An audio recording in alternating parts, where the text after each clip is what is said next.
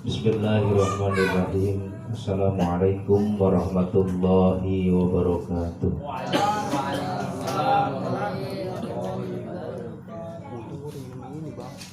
Alhamdulillahirabbil alamin. Wassalatu wassalamu ala asyrafil mursalin Sayyidina Muhammadin wa ala alihi wa sahbihi ajma'in. Amma ba'du. Qala Allah Ta'ala fil Qur'anil Karim wa huwa asdaqul qailin. A'udzu billahi minasy syaithanir rajim. Bismillahirrahmanirrahim.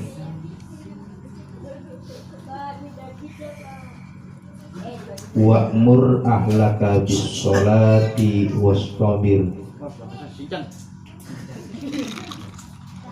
La nas'aluka rizqan nahnu narzuquka wal 'aqibatu littaqwa. Wa qala an-nabiyyu sallallahu alaihi wasallam, ma min abdin yasjudu lillahi sajdatan fi buhatin min baqa'il ard illa shahidat lahu yaumal qiyamah wa bakat alaihi yawma yamut. Wa qala aidan, man taraka sholata muta'ammidan bari'at minhu zimmatu Muhammadin sallallahu alaihi wasallam. Allahu wa rasuluhu a'lamu bimuradi. Segala puja dan puji syukur pantas kita panjatkan kepada yang maha ghafur. Salawat beserta salam mudah-mudahan dicurah limpahkan ke pangkuan baginda alam, yakni habibana wa nabiyana kangjeng Nabi Muhammad sallallahu alaihi wasallam. Tidak lupa kepada keluarganya, para sahabatnya, tabiin dan tabiatnya. Mudah-mudahan kita semua diaku umatnya nanti di hari kiamat. Amin ya Allah ya Rabbal alamin. Alhamdulillah, pada kesempatan Minggu malam Senin ini, sebagaimana jadwal yang telah tertera, minggu kedua adalah pembahasan tentang ilmu fikih. Alhamdulillah, pada kesempatan kali ini kita sesuai jadwal, walaupun 75% jadwalnya acak-acakan. Kadang-kadang jadwal fikih diisi tauhid, kadang-kadang tauhid diisi fadhail amal. Alhamdulillah, pada bulan ini minggu kedua istiqomah kita belajar tentang ilmu fikih, yaitu ilmu tentang cara bagaimana kita ibadah kepada Allah Subhanahu wa ta'ala. Karena seorang yang akan naik derajat kepada Allah Subhanahu wa ta'ala, pasti dia akan diberi mengerti dulu tentang ilmu fikih. Wa may yuridillahu bihi khairan yufaqihu fiddin. Allah akan berikan pemahaman dalam ilmu agama seandainya Allah ingin menjadikan orang tersebut orang yang baik. Alhamdulillah, dengan hadis tersebut mudah-mudahan kita ini orang-orang pilihan Allah Subhanahu wa ta'ala, orang-orang yang dipilih menjadi orang-orang yang lebih baik daripada yang lain. Karena kita sedikit besarnya mempelajari ilmu agama. Yuridillahu bihi khairan yufaqihu fiddin. Berlanjut tentang fikih, namun sebelumnya diinformasikan bahwa pada saat ini kita berada di bulan Muharram, bulan yang mana dimuliakan oleh Allah Subhanahu wa ta'ala. Di dalam Al-Quran, inna iddatas syuhur indallah isna asyara, sesungguhnya bulan di dalam hitungan Allah Subhanahu wa ta'ala dalam satu tahun itu ada 12 bulan. Di antara 12 bulan ini, bulan yang paling afdol adalah bulan Ramadan. Namun di bawah derajat daripada bulan Ramadan ada yang disebut Ashurul Hurum, bulan-bulan yang dimuliakan oleh Allah Subhanahu wa taala yang jumlahnya ada 4. Pertama Zulqa'dah yang disebut sama orang Kapek disebutnya teh bulan Hafid. Zulhijjah yang disebut dengan bulan haji yang kemarin. Terus Muharram sekarang ya, yang sering dikenal sama orang kita bulan Syuro, malam 1 Syuro. Jadi ternyata pemahaman masyarakat digiring opininya bahwa bulan-bulan yang mulia ini kesannya itu mistis ya. Mistis kesannya.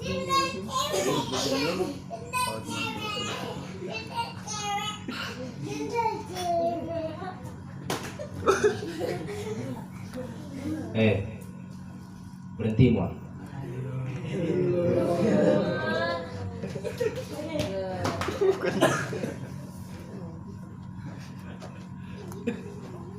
Inna iddatas suhur, bulan di hadapan Allah Subhanahu wa taala yang 12 ini ada 4 yang dimuliakan, yang 3 mutawaliyah terus menerus, Zulqa'dah, Zulhijjah, Muharram, dan yang terpencil misal yaitu bulan Rajab. Nah pada saat ini kita ada di bulan Muharram. Ada satu fadilah yang tidak dimiliki di bulan-bulan yang lain di bulan Muharram ini, yaitu kenapa disebutkan Ashurul Hurum, atau disebutkan Asyara, atau disebutkan fadilah daripada 10 bulan Muharram. Jadi begitu dilihat dalam kitab, ketika nerangkan bulan Zulhijjah, bahasanya ayam. Ayam itu bukan ayam jago, bukan. Jadi jamak dari kata yaumun, ayam, pirang-pirang hari. Di bulan Zulhijjah berarti yang dimuliakan dari tanggal 1 sampai dengan tanggal 10-nya. Sedangkan di fadilah di bab bulan Muharram ini bahasanya yaumun, berarti 1 hari yang dimuliakan oleh Allah Subhanahu wa taala, yaitu bertepatan pada tanggal 10-nya. Yang kalau dihitung dari kemarin tanggal 1-nya bulan Muharram itu hari Kamis, berarti tanggal 10-nya itu jatuh di hari Sabtu besok. Di situ ada keterangan Rasulullah SAW dalam satu hadisnya mengatakan, orang yang berpuasa pada tanggal 10 bulan Muharram, maka Allah Subhanahu wa taala akan berikan ganjaran 10.000 orang yang haji dan umroh. Pernah haji? Pernah umroh? Bayangkan. Ditanyakan ke yang umroh, katanya ongkosnya 28 juta. Punya juta. Juta punya. Juta nggak punya orang. 28 juta. Itu teh orang yang diganjar, orang yang melaksanakan puasa tanggal 10 teh diganjar oleh Allah Subhanahu wa taala. Ya. 1.000 orang yang haji dan umroh berarti diterima haji dan umrohnya pahala. Ini lumayan buat orang-orang yang miskin, buat kita orang-orang yang gak mampu berangkat ke tanah suci untuk melaksanakan umroh dan haji, yaitu sambil menunggu yang melaksanakan puasa di tanggal 10 bulan Muharram. Niatnya biasa, nawaitu saumul Muharram boleh, atau nawaitu saumu sunatan lillahi ta'ala juga boleh. Tapi buat perempuan yang punya kodon ya, yang punya utang di bulan Ramadan, wayanya ngebayar dulu utang. Jadi kodok dulu diberesinnya. Berarti kodok nawaitu saum kodoan kodo Ramadan lillahi ta'ala. Bedanya apa antara puasa sunnah sama puasa kodok? Kalau puasa sunnah, begitu kita enggak kuat, boleh buka di tengah-tengah. Niatnya pun sebelum dohor masih kena bisa. Begitu bangun jam 6 karena ngeliwat, jam 3 nggak diajak-ajak mama, begituan. Nggak ada di rumah. Jam 3 tinggal liwat tepar, subuh kesiangan, bangun jam 6 ya. Nah jam 6 teh masih kena bisa kita teh sahur. Jam 6 teh masih kena bisa niat kita teh. Sahurnya tadi sebelum subuh kalau udah makan. Begitu bangun, ya Allah belum sholat subuh, langsung buru-buru sholat subuh, terus niat nawaitu saumu sunatan lillahi ta'ala, atau nawaitu saumu asyarul muharram sunatan lillahi ta'ala. Tapi kalau buat yang kodok nggak bisa, kudu sebelum fajar kodok mah. Terus lagi begitu jam 10 kita ngerasa nggak kuat puasa sunnah, kita bisa buka. Kalau puasanya puasa sunnah. Tapi kalau yang kodok wayahnya rada ditahan. Kenapa? Sebab niatnya tadi kodok, berarti barangnya udah jadi untuk wajib. Wayahnya jangan buka, kecuali kalau emang darurat. Itu perbedaan antara kodok sama sunnah. Berarti lelaki mah nggak ada yang kudu dikodok. Dan kemarin kan nggak head kita. Siap. Ya, nggak head. Kalau perempuan kemarin head pasti. Makanya disebutkan agamanya perempuan mah setengah daripada lelaki. Karena lelaki mah ibadahnya full dalam 1 bulan. Oh, saya dan tanya. Rajin.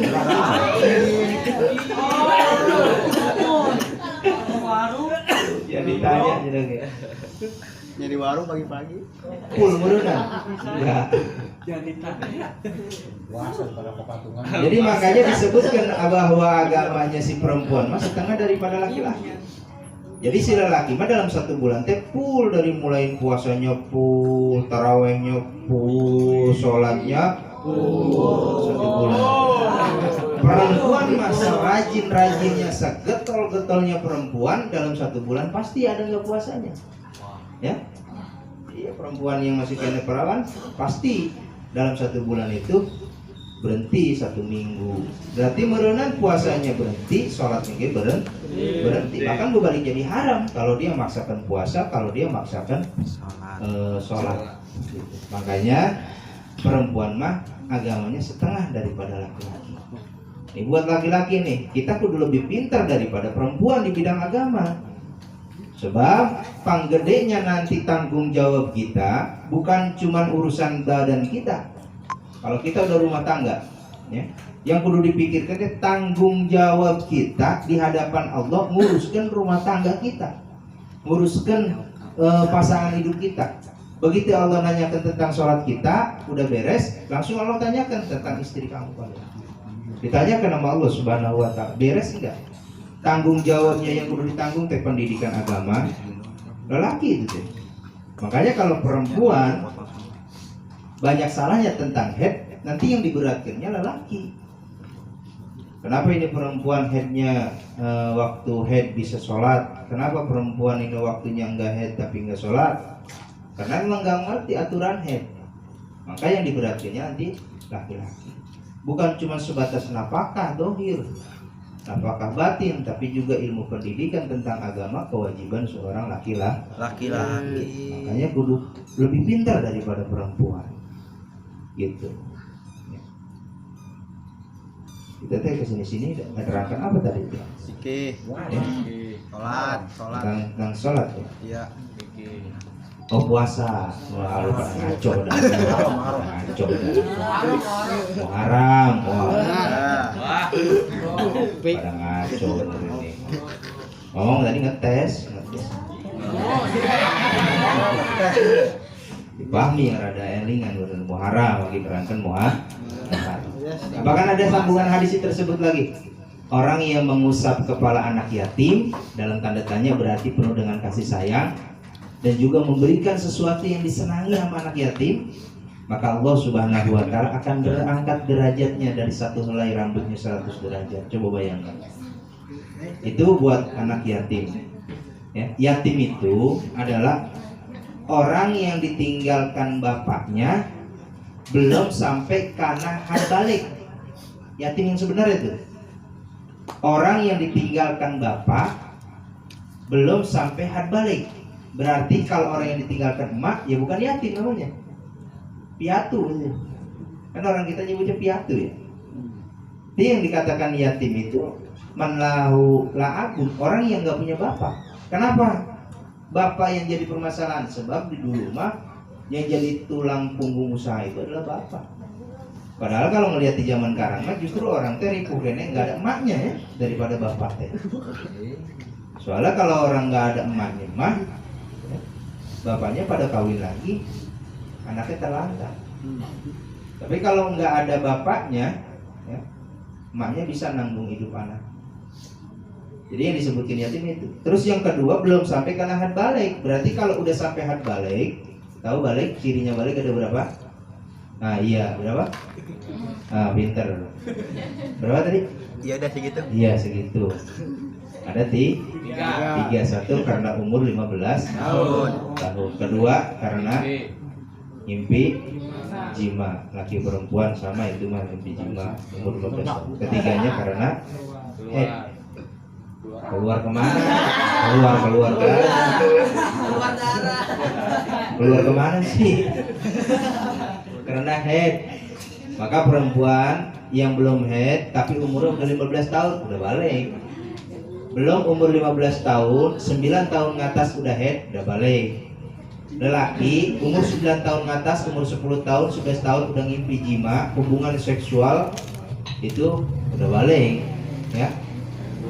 Apalagi kalau udah 15 tahun ke sono, ya, udah balik. Nah, itu berarti kalau sampai udah balik begitu, bukan disebutkan yatim, ya. Atau kalau batasannya nggak ada batasannya mah merenang. Bapak Haji Daman dia termasuk yatim, udah nggak ada bapaknya itu, ya. Bang Dede ada kan tengok, ada. Tuh bapaknya si Rocky, Bang Sadi yatim berarti kalau nggak ada batasan. Maka ada batasannya sampai balik. Kenapa sampai balik? Sebab sudah ada tanggungannya. Itu seputar atau sekilas tentang bulan Muharram. Mudah-mudahan kita semuanya, ya, nanti di hari Sabtu bisa melaksanakan puasa sunnah 10 Muharram. Yang punya rezeki sedikit, ya rezeki banyak, santunin anak yatim di tanggal-tanggal segitu, karena memang fadilahnya berkenaan dengan tanggal. Maka kalau fadilah berkenaan dengan tanggal, puasanya pun bisa ditentukan dengan niatnya. Nawaitu saumu asyarul muharram lillahi ta'ala, atau nawaitu saumu sunnatan lillahi ta'ala, boleh. Nawaitu. Bahkan kalau perlu kita ngeliwat di sini malam Sabtu, jadi supaya Sabtunya teh puasa bareng gitu. Jangan sampai sahurnya bareng, puasanya mau dewe kanan.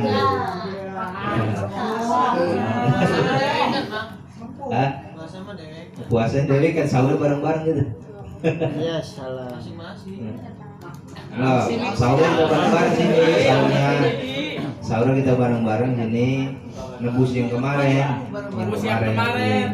Kami bobor bege. Oh tahu aja. Kita istiqomah belajar tentang fikih sampai bapak-bapak kemarin teh bulan kemarin kita belajar teh. Itu. Hah? Itu teh. Ya.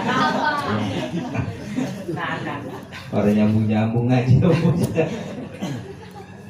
Kemarin fikih tentang apa kita?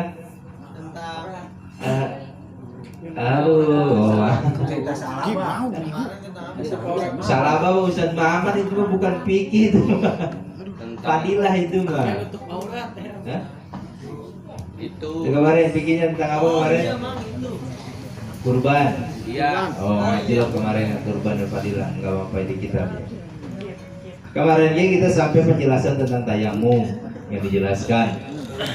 Maka pada saat ini sampai kita kepada sholat jamaah. Bismillahirrahmanirrahim. Wassolatul jamaah. Jam berapa ini, Pak? Sebentar lagi jam berapa, Pak? 9.10. Jam 9 lewat 10. Wassolatul jamaah. Sarang hari sholat berjamaah lirizali buat lelaki fil faraid dina sholat fardu ghairul jum'ah selain daripada jum'ah. Sunnatun mu'akadatun, hukumnya sunnah mu'akadah. Ingat ya, berjamaah itu hukumnya sunnah mu'akadah. Sunnah mu'akadah itu artinya sunnah yang benar-benar dianjurkan. Bahkan lihat di keterangan hadis Rasulullah SAW, man lazima sholatul berjamaah, orang yang rajin melaksanakan sholat berjamaah, maka Allah Subhanahu wa Ta'ala akan berikan dia beberapa fadilah.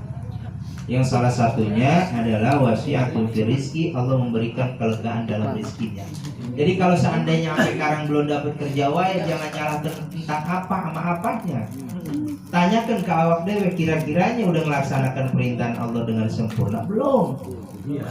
Kan di dalam Fatihah iya kana budu wa iya kana nasta'in. Ibadah dulu sok sing bener, ibadah dulu yang bener. Nanti kalau kita benar-benar ibadah, Allah ini memperhatikan urusan kita. Kita perhatikan urusan Allah, Allah memperhatikan urusan kita. Gartu. Jangan bingung gimana ini gue udah kerja.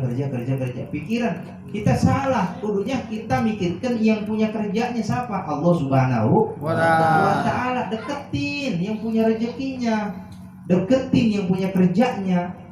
Allah Subhanahu wa Ta'ala. Kalau malam kita punya pengabutu, sholat hajat namanya. Kalau siang kita punya waktu, sholat duha, minta rezeki ke Allah. Udah dikasih fasilitas semuanya sama Allah. Kita bingung, istihoroh, sholat namanya. Kita butuh rezeki, butuh duit, butuh gampang usaha, duha namanya. Kita ada pengabutu, pengen jodoh, sholat hajat namanya. Ada semuanya beres semuanya dengan sholat. Ini sholatnya imam udah amin doa maghrib baru kerunung datang kita. Sepelekan sama urusan Allah, Allah bakal sepelekan urusan kita. Gitu. Jadi kalau sampai sekarang belum dapat kerja, susah rezeki, susah ini, coba perhatikan kitanya pernah nggak perhatikan urusan Allah?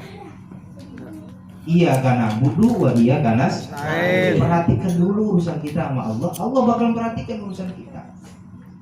Yakin deh semuanya yang ada di alam dunia pasti dirizkiin sama Allah, pasti. Asalkan kita mau usaha pasti. Jangankan kita yang punya akal, punya pikiran, burung yang cuma sebatas mikirkan makan doang. Sampai di dalam keterangannya di Al-Quran, lihat burung katanya, binatang paling konaat itu burung.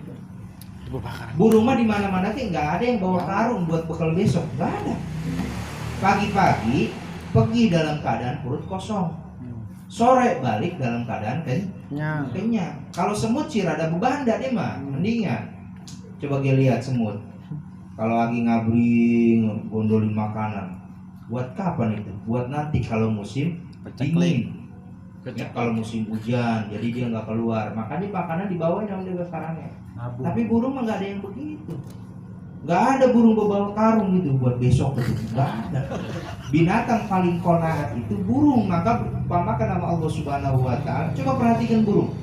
Burung aja yang nggak punya simpenan bisa makan, apalagi kita yang dikasih sama Allah akal pikiran. Cuman kita kudu sering doa ke Allah, jangan berhenti. Perhatikan pokok utamanya sholat. Semua dibuka dari sholat adanya. Ya, rezeki dibukakan dari sholat.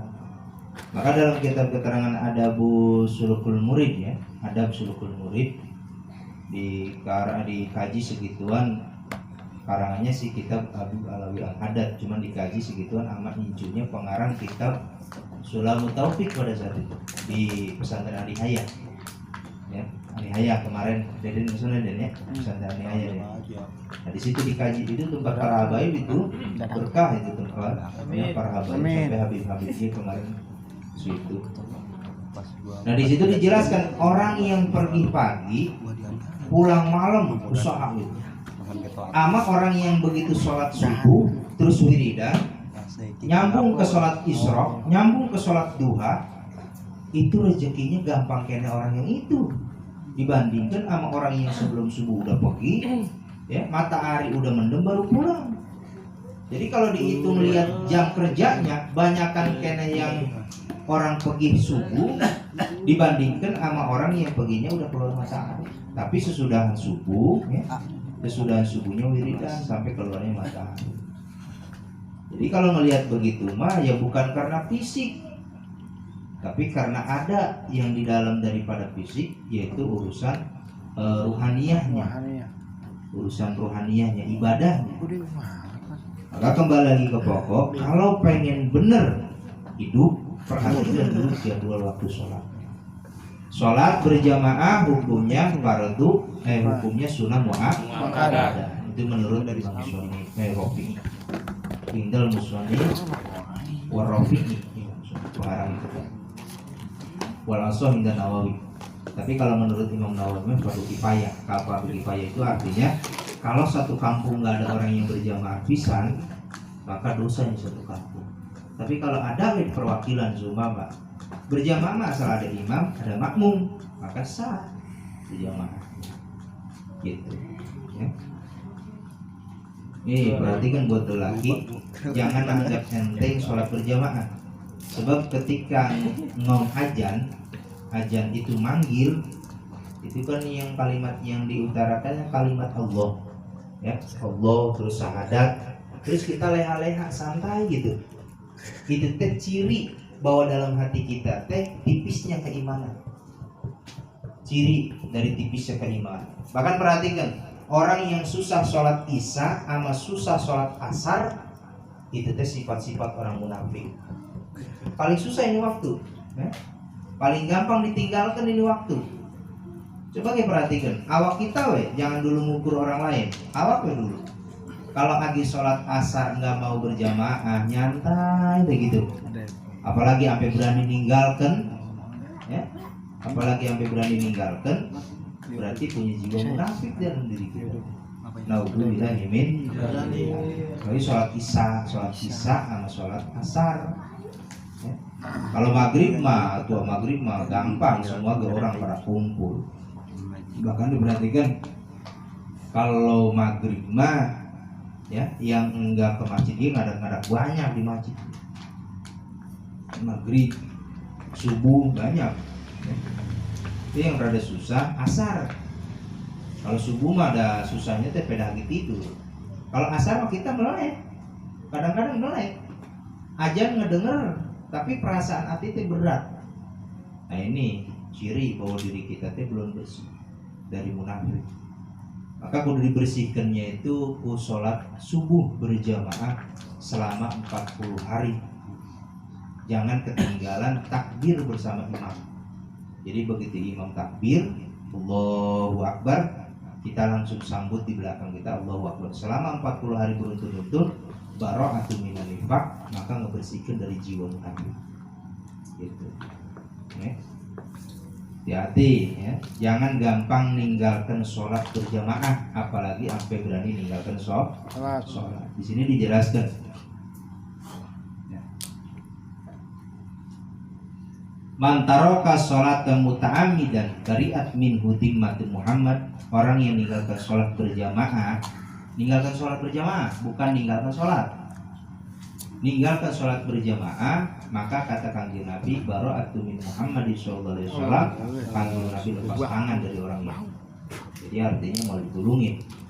Bahkan kata Rasulullah sallallahu alaihi wasallam, ya Muhammad tarikus sholat, orang yang meninggalkan sholat la yu'adu fi maradihi, kalau lagi sakit jangan dilongok, mantepin. Wala yutba'u fi janazatihi, kalau mati jangan diantarkan. Wala yusallimu alaihi, jangan memberi salam kepada dia. Wala yu'akalu wala yusarabu wala yusabu, jangan duduk bareng, jangan makan bareng, jangan minum bareng sama orang ini. Orang yang meninggalkan sholat ya. Orang yang meninggalkan sholat ya. Orang yang meninggalkan sholat, jangan diteketin orang yang meninggalkan sholat. Wala dinalahu wala amanatalahu wala haddalahu rahmatillah, karena ini orang enggak ada bagian dalam rahmat Allah dan orang tersebut tidak punya agama.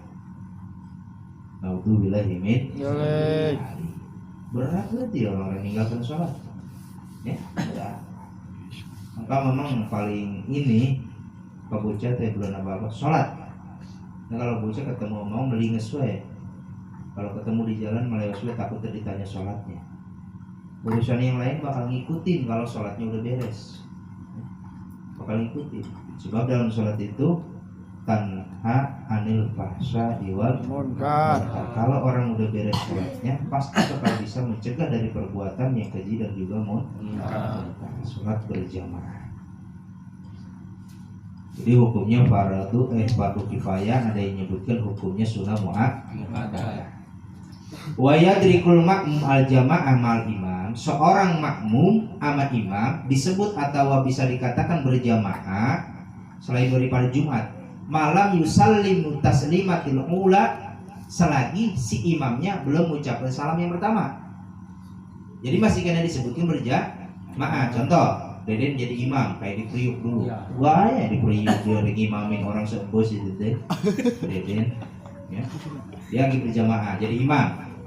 Pas begitu udah rakaat terakhir, sumpama sholatnya sholat maghrib, dia di at-tahiyat akhir, ya, at-tahiyatul mubarakatus sholawatut thayyibatu. Datang Ajis dari WC berak-berak, ya segituan deh. Masih Ajis segituan deh, masih Ajis ya, berdua. Datang Ajis berjamaah. Itu begitu si Deden ngelihat si Deden lagi at-tahiyat akhir, Ajis ikut di belakang. Usolli fardhul maghrib makmuman lillahi ta'ala. Duduk langsung. Maka Ajis masih kena disebutkan berjamaah. Gitu. Padahal nggak ikut serakaat. Tapi selagi si imamnya belum mengucapkan salam yang pertama, kedudukannya masih kena disebut berjamaah. Gitu. Jadi pengertian dari kalimat ini, wa yudrikul makmum al jamaah mal imam fi ghairi jum'ah malam yusallim kataslimatil ula. Wa ilam yakun ma'hu, sanajan enggak bareng, enggak duduk bareng sama si imam. Artinya begitu si makmum begitu mau duduk gitu. Begitu duduk, si imam udah keburu salam gitu. Imam udah ma'ahu ma'asatana itu si imam, si makmum bersama itu imam senajan enggak duduk bareng. Terus si imam langsung assalamualaikum. Maka masih kena dapat fadilah berjamaah. Cuman ya merunan persentase. Kalau dari awal merunan sumpama dapat persentase pahala sampai 100%, ya kalau di tengah-tengah ya merunan 75. Kalau di ujung merunan pahala berjamaahnya cuma 25%. Bahkan disunahkan kalau yang satu udah serombongan udah tahiyat akhir, kita datang berdua ya, atau bertiga, maka jangan ikut berjamaah sama itu, kita bikin lagi yang baru ya. Soalnya kalau kita ngikut di situ udah mual mentakan sempurna, cuma sebatas ngikut duduk doang, ada fadilah berjamaahnya doang. Sedangkan praktek dari awalnya nggak berjamaah, maka mendingannya buat yang keduanya. Itu udah tahiyat akhir, at-tahiyatul mubarakatus, kita berdatang berdua, udah jangan ikut ono, udah kita bikin berdua gitu. Tapi kalau mau udah beres gitu sunatan. Terus selanjutnya, sedangkan amal jamaah fi jum'ah, berjamaah dalam jum'ah hukumnya bukan cuma sunat tapi fardhu ain. Artinya nggak bisa sholat jum'ah didewekan. Usolli fardhul jum'at rak'ataini lillahi ta'ala, sholatnya di rumah didewekan, nggak jadi. Sholat Jum'ah mah kudu dilaksanakan berjamaah. Yang namanya berjamaah itu ada imam, ada makmum. Bahkan menurut madhab Imam Syafi'i, sahnya berjamaah Jumat itu harus ada 40 orang. Kalau kurang dari 40 orang, maka Jumatannya enggak jadi, kudu balikan lagi sholat dohor, disebutnya mu'adah gitu. Kalau sholat Jumat mah beda. Kalau tadi mah kita fadilah berjamaah, begitu si imam belum melaksanakan salam yang pertama, masih kena disebutkan ngikut berjamaah. Tapi kalau Jumatan mah kudu ngikut 1 rakaat minimal ge. Oh berarti murun kalau orang yang datang, imam agi at-tahiyat akhir, terus dia datang duduk, apakah disebutkan Jumatan? Enggak.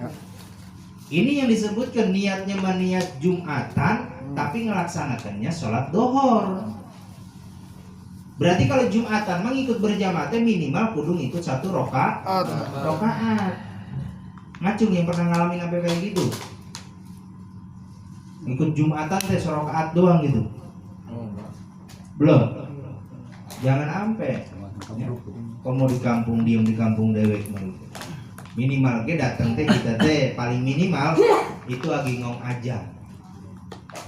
Begitu Bang Akhir udah ajan, kita minimal udah ada di dalam masjid.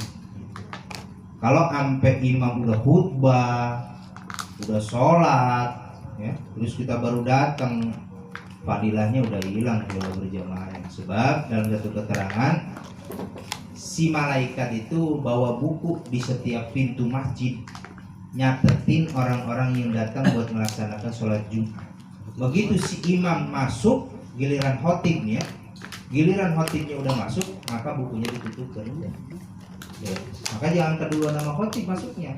Maka disunahkan kalau buat yang berjamaah mah datangnya duluan, si khotib mah datangnya belakangan. Makanya dibikin jadwal. Minggu ini Ustadz Mukti, berarti dia datang pasti belakangan ya sih. Yang kedua, sumpama habisnya Ustadz Haji Muhadi, besok teh sumpama, berarti besok dia datang belakangan. Justru kalau si imam datangnya duluan, berarti imam nggak ngerti, nggak disunahkan buat si imam. Imam datang paling dulu, si makmum kasihnya nanti di belakang. Maka usahakan datangnya itu lebih dulu daripada si jadwal si imam atau si khotib. Gitu. Fardu ain hukumnya sholat Jumat.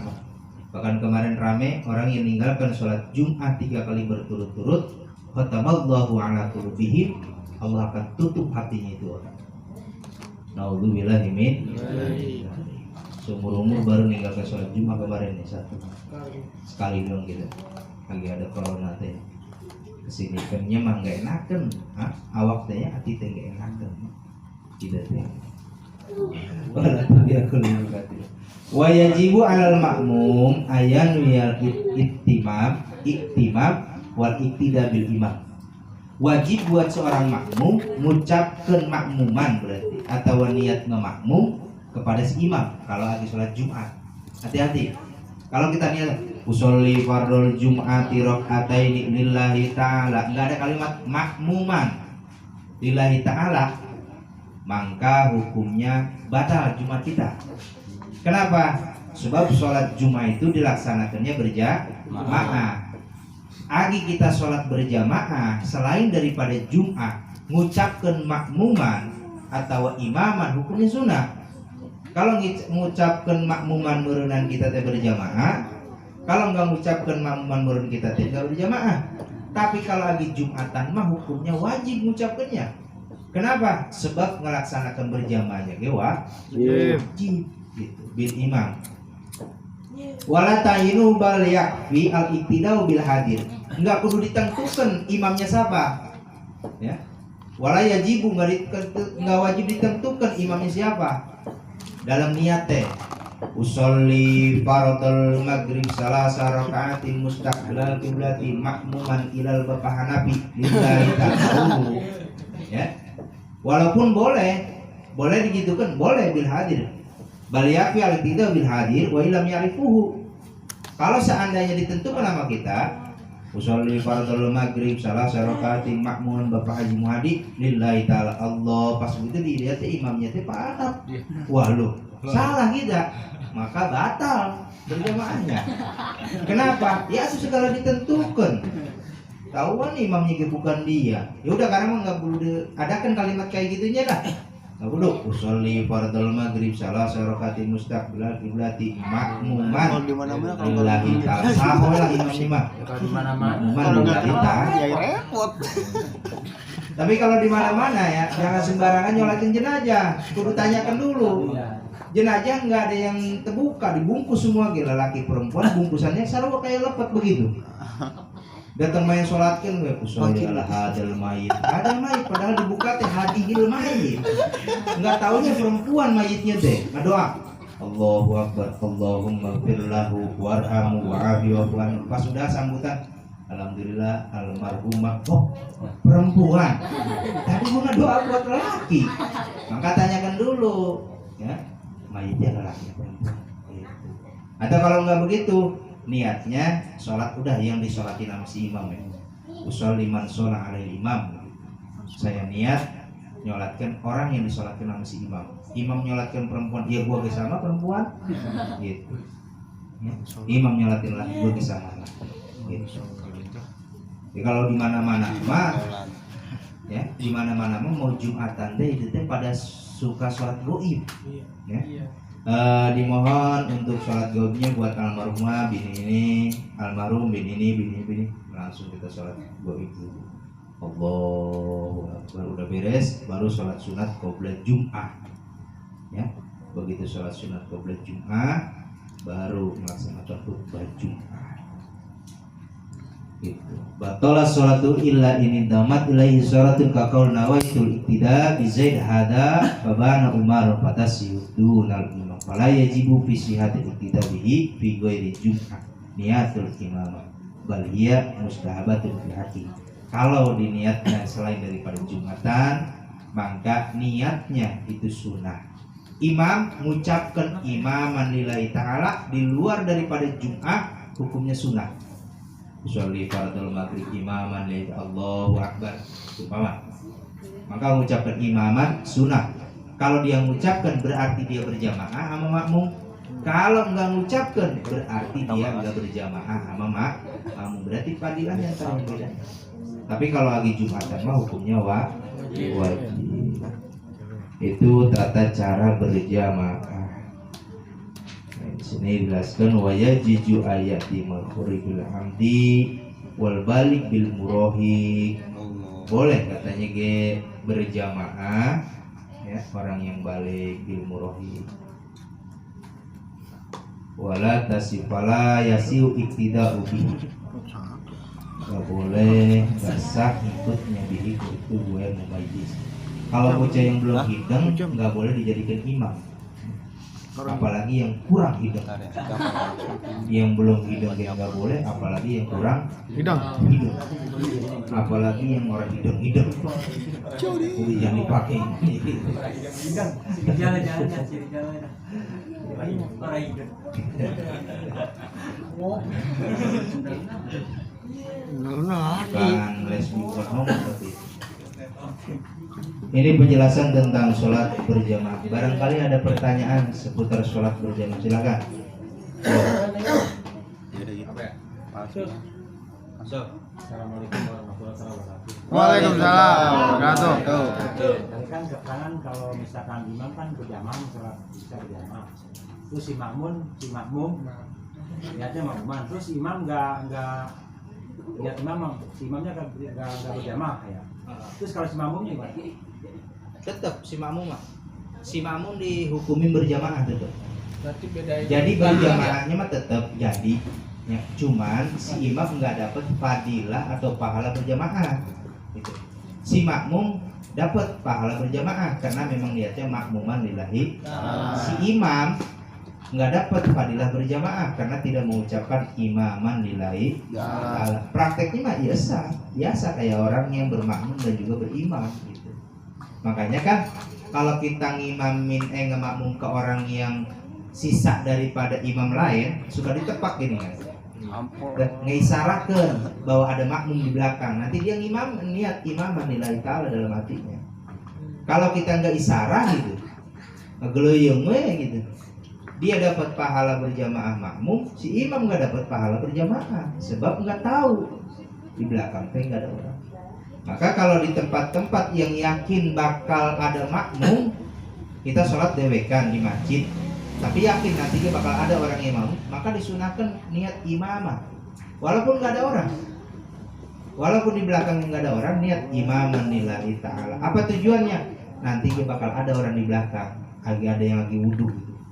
Kecuali kalau kita di rumah sholat dewekan terus kita niat imaman lillahi ta'ala, itu nggak boleh. Kenapa? Sebab nggak diharapkan lagi siapa yang mau ngemakmumin kita di belakang. Gitu. Gitu. Jadi sah sholat berjamaahnya buat si makmum sah. Ya, cuma nggak ada fadilah buat si imam, kasihan itu. Ya, cuma sebatas niat.